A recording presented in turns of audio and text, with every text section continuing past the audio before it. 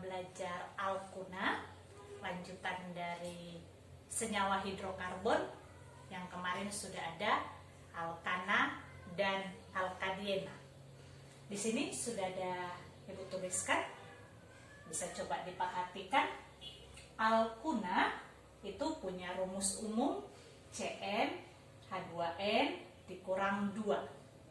Jadi kamu harus hafal, kalau alkana kemarin Cn H2n tambah 2. Terus kalau alkena itu Cn H2n. Maka alkuna Cn H2n kurang 2. Jadi berkurang-kurang 2 dimulai dari alkana. Dan senyawa alkuna itu memiliki ikatan rangkap 3. Jadi ada rangkap 3 seperti ini. Jika ada 2 ikatan rangkap 3-nya, maka itu disebut dengan alkadiuna. Ya, disebut dengan alkadiuna. Kita lihat tata namanya. Untuk tata nama alkuna itu sama seperti pada alkena. Yang pertama, kamu cari dulu rantai terpanjang, yaitu yang punya jumlah atom C paling banyak dan di dalamnya harus terdapat ikatan rangkap 3. Yang kedua, setelah dapat rantai utama, kamu lakukan penomoran di mana ikatan rangkap 3 tersebut harus mendapat nomor terkecil. Jadi kamu harus melihat dari kiri atau dari kanan.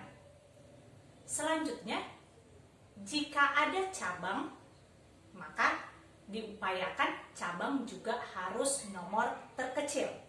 Jadi kalau sama rantai utamanya dari kiri maupun dari kanan, maka cabang harus mendapat nomor terkecil. Urutan penomorannya, urutan penamaannya, duluan tulis nomor cabang, baru nama cabang, terus nama ikatan rangkap 3, dan terakhir nama rantai utamanya berakhiran una.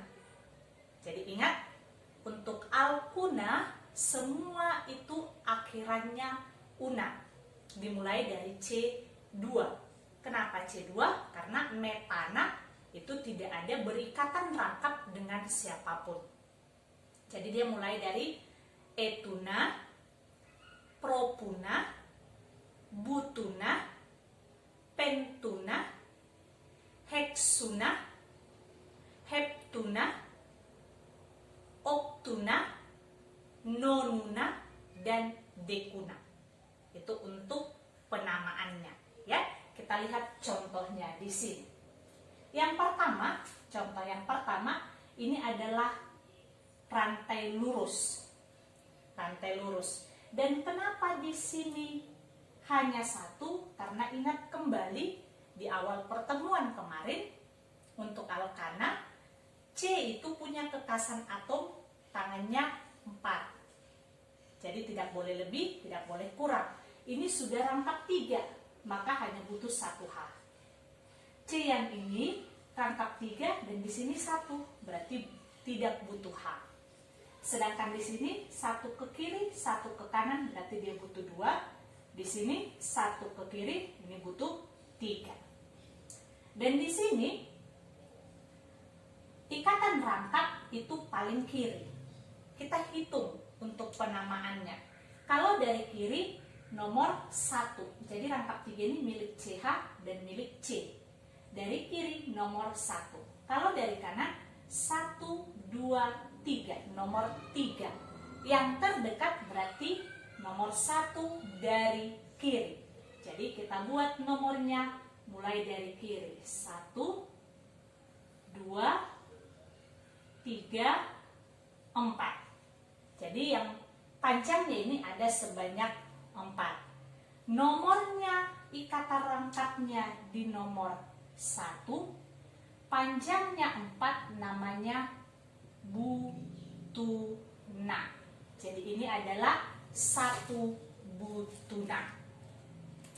Untuk yang kedua, tetap juga cari rantai utama, yaitu yang jumlah atom C paling banyak. Yang mana dia? Kalau lurus, ini sebanyak 1, 2, 3, 4. Lurus baru ke bawah, itu ada sebanyak 1, 2, 3, 4. Sama-sama 4. Maka kita ambil yang lurus. Dan di dalamnya ada ikatan rangkap. Penomoran tetap ikatan rangkap yang diduluankan, baru cabang. Dari kiri, kata rangkap nomor 1. Kalau dari kanan, 1, 2, 3, nomor 3. Berarti yang terdekat itu dari kiri. Maka kita buatkan penomorannya dari kiri.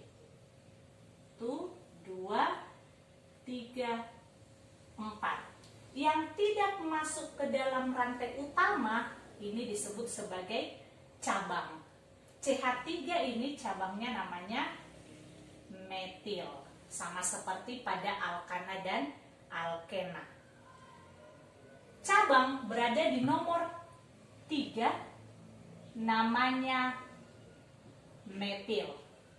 Ikatan rangkap berada di nomor 1.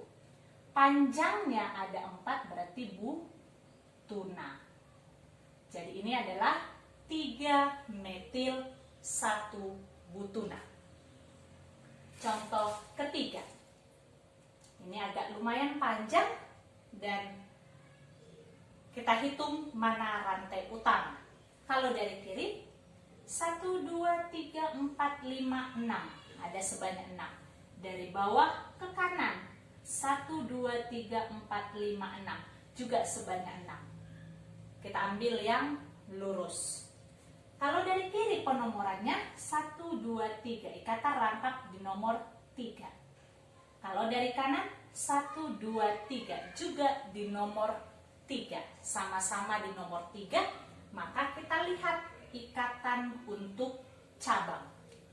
Cabangnya di nomor berapa? Kalau dari kiri 1, 2. Dari kanan 1, 2, 3, 4, 5. Terdekat berarti dari kiri. Maka kita buat penomorannya dari kiri.